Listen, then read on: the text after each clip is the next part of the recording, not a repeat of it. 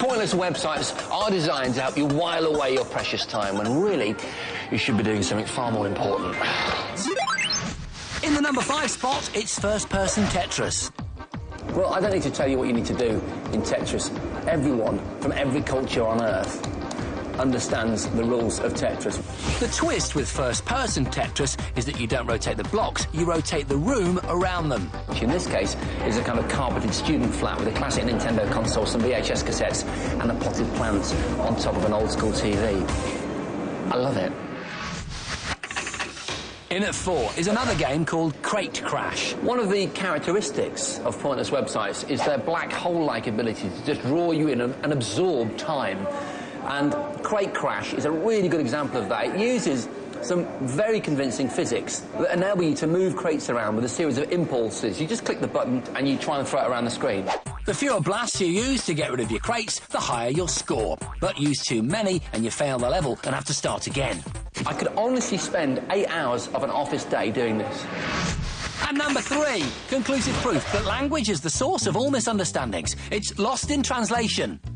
You'll know if you've tried to translate English into different languages on websites like Babelfish or Google Translate that they're very impressive, but they're by no means perfect. Lost in Translation is a website that highlights the slightly random nature of computer-driven translation by translating a sentence back and forth between several foreign languages and eventually back into English.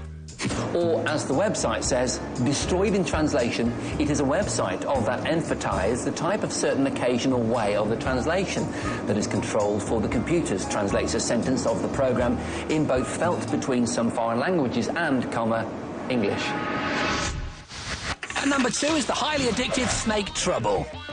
I spent countless hours playing Snake on the grayscale screen of my first-generation mobile phone as I travelled on buses and trains. And this is the game made into a pointless online variation. The idea, like the original, is to chobble on as many mice as possible without bumping into yourself. Straight back on it before the boss gets back. Stealing the top spot is the fabulously antagonistic Letters. Everyone loves fridge magnets, especially the alphabet type that enable you to write little messages to your flatmates or rude words. Well, that's exactly what our top site lets you do, online. However, there's a twist. Give me back my O. That's my O.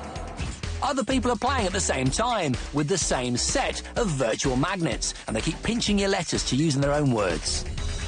Get the O back. The O keeps going back into the letter dunk. Right, I'm going to write the word defiant, because hopefully that will send the right message. I'm going to change the O for a U in donkey. That'll mess with their mind. Yeah, donkey.